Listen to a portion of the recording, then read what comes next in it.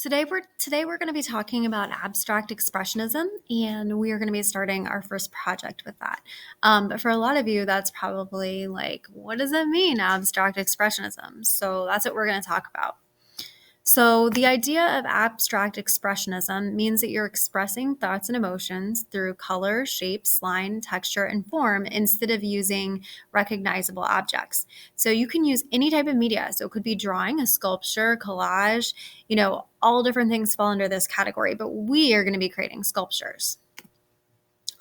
So let's talk a little bit about the abstract expressionism controversy. So not everybody liked abstract expressionism, and not everybody does today.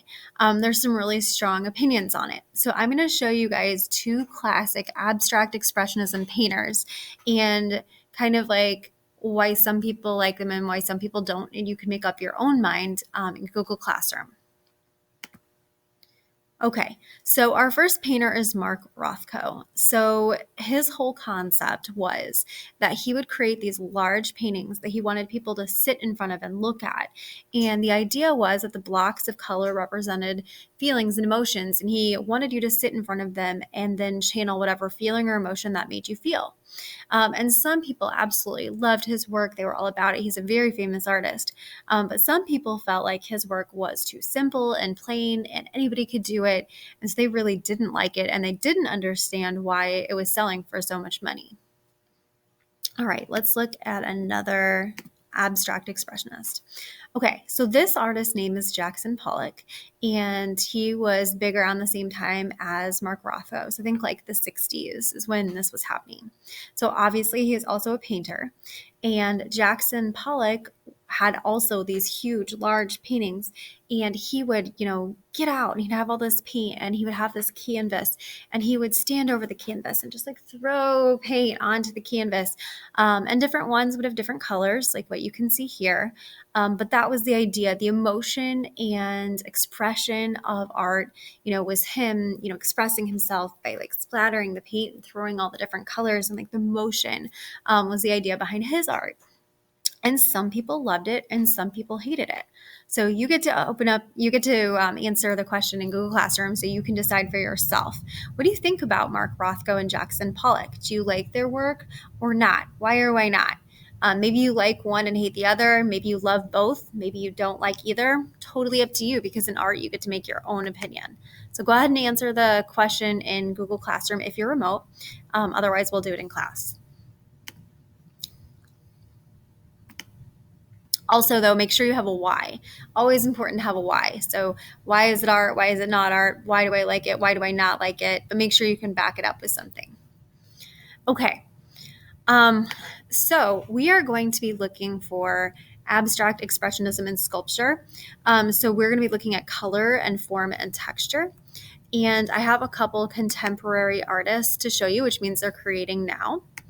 The first one is Jen Stark. So there's a link here that you guys can go to and check out more of her work. But she uses like really bright, vivid colors and lots of geometric forms. She's inspired by nature. And she has this whole idea of creating like an optical visual experience for viewers.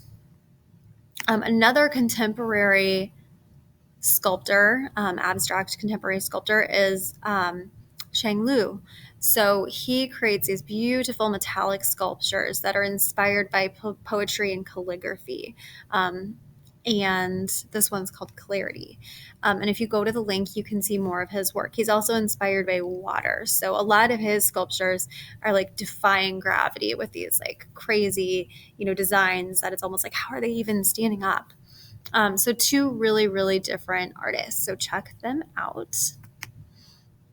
And then the other assignment that you have in Google Classroom is it's like a little color and shape kind of game, personality game, if you will. So you've got a link here to color meanings and also shape meanings. So what you're going to do is create your own shape color, which will make more sense after you look at both. But basically, you're choosing a shape that fits your personality based on the link, and colors that fit your personality based on the link. So if you were a shape color, what would you be? So that's in Google Classroom as well.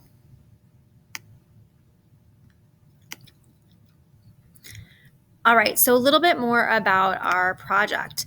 So we are going to be using subtractive sculpture, which means we are going to be carving away, and we are going to be using a certain kind of foam for this project. So you're going to be carving away at the foam. But our goal is to use abstract. So we're not necessarily trying to make it look like a specific object, but we're using mood as our inspiration.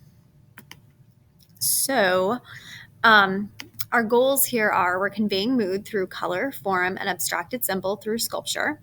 We're doing a reductive carving, so we're working on, removing parts of the foam and improving our skills there. We are going to be painting them. Good craftsmanship and your pride and presentation are important, and overall time management and effort. So if you go to the link here, you can click on it and see some different examples.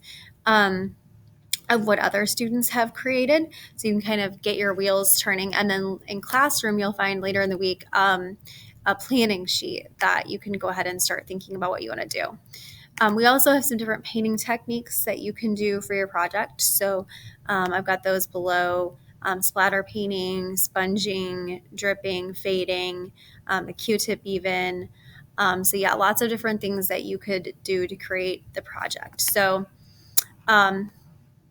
to summarize, make sure you answer your question about Mark Rothko and Jackson Pollock, and make sure that you go through and do your color shape assignment. And then later in the week, you're going to be filling out your planning sheet for our project. But it's really important, guys. There's lots of links in here, so make sure you're clicking on the links so you can see what I'm talking about. Otherwise, it probably doesn't make as much sense. All right, I'll see you later. Have a good week.